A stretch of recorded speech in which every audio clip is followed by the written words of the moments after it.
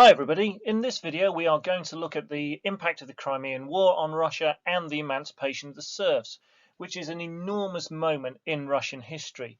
All of this is part of us looking at this early stage of the course 1855 to 1894 and the key question of how was Russia governed and how did political authority change and develop.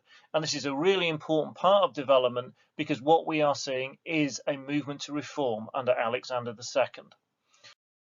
Right, so the Crimean War.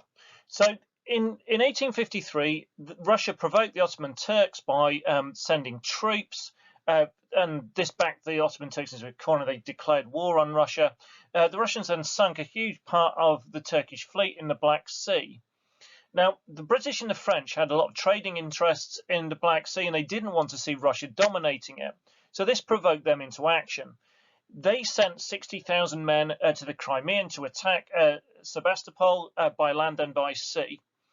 Now, that sounds like a lot of men, except the Russian troops who were sent to defend it numbered about 1 million, or available to go and defend it numbered about 1 million. So really, this shouldn't have been an enormous issue. But the Russians were defeated at Balaclava and then at Inkerman in 54. And in 1855, Sebastopol fell. Now, in 1856, they then signed this humiliating treaty, the Treaty of Paris. Now, it highlighted quite a lot of things about Russia and their war effort. First of all, it showed how bad their transport was, and this is really almost completely unbelievable. It took the Russians as long to get equipment to the front line, if not longer, than the French and the British. Well, bear in mind that this is Russian territory, and the British and the French are fighting hundreds and hundreds of miles away from home.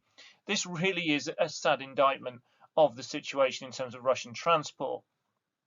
It also showed that the Russian conscripts were no match for the more professional and much more determined opponents. They were massively outnumbering.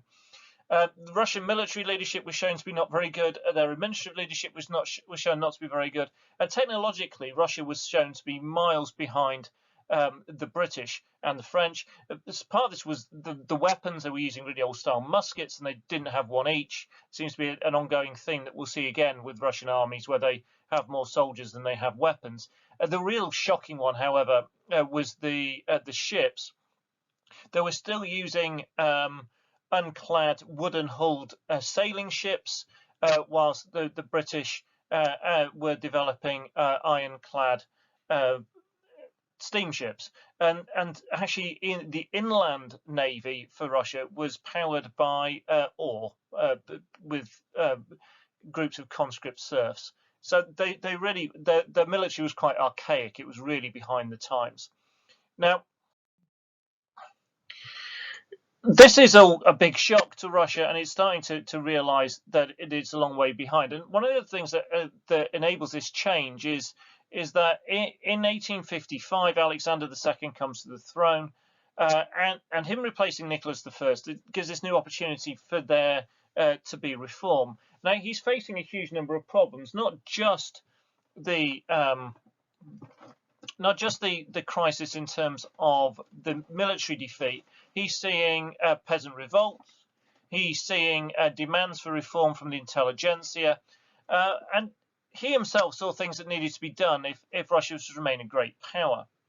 So Alexander II himself is believed to have very much favoured reform, and he's supported by a new kind of generation of liberal-minded nobles.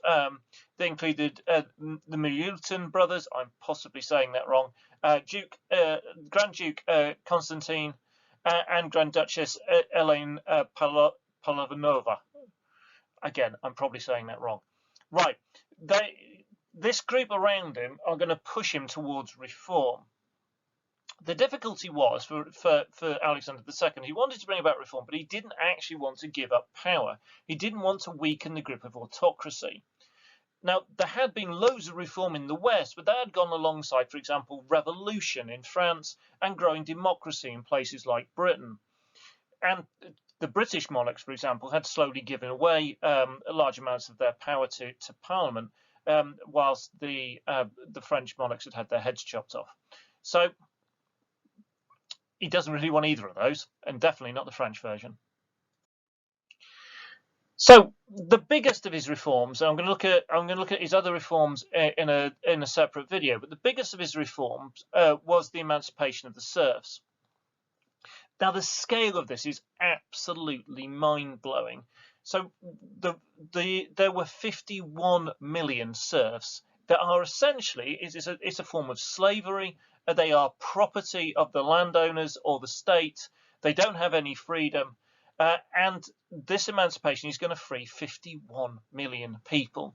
Now, if you compare that to something that's happening about the same time in America, then we're looking at something which is over 5 times bigger. Right, you'll notice the strange picture in the top corner above me. I have lost count of the number of times I have marked students' work on this, and I have been told about the emancipation of the Smurfs. They are not small blue people. They are proper people who were in servitude in Russia. So it's serfs, not Smurfs. So just be careful with that one. Right. Now, the privately owned serfs received their freedom after a period of 2 years of obligation. For state serfs, it was longer. It was 5. So it was the time of organising and sorting it all out.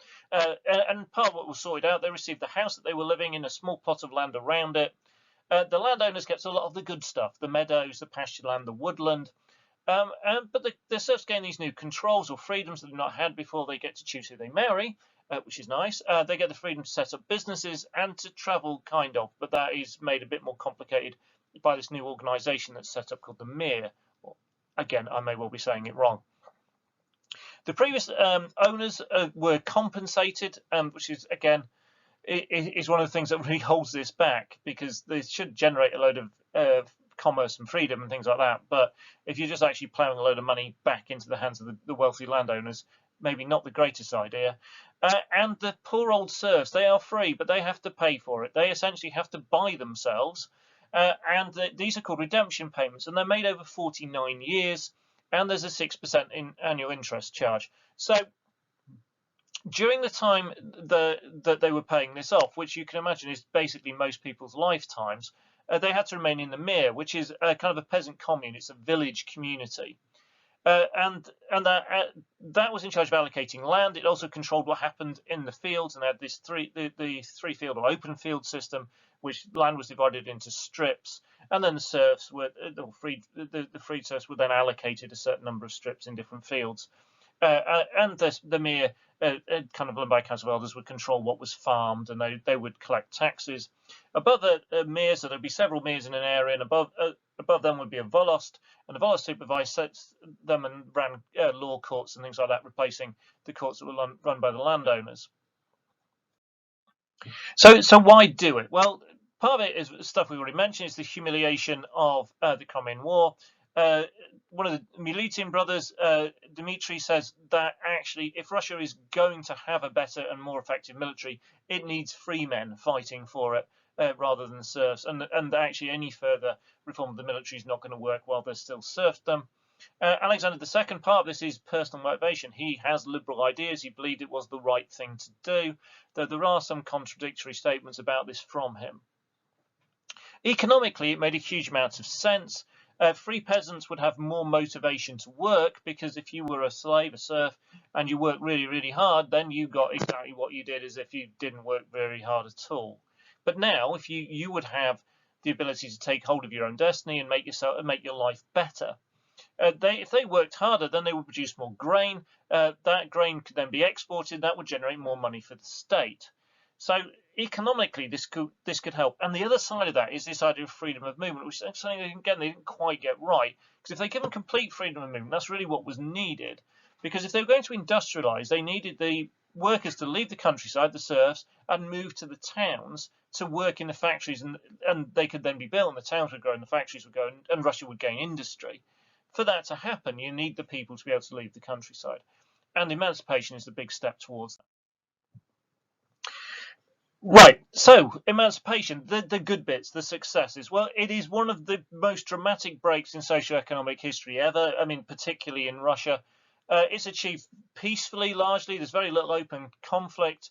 There were the demands for the peasants' land was kind of met, but the landowners' desire to be compensated was kind of met.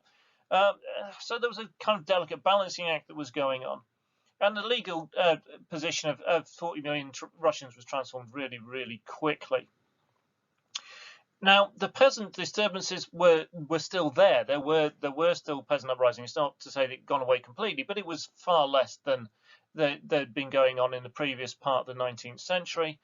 There was a new class that evolved called the kulaks, and we'll see a lot of them later when we get on to communist Russia. And the kulaks were the most enterprising peasants. They exploited the opportunities of emancipation.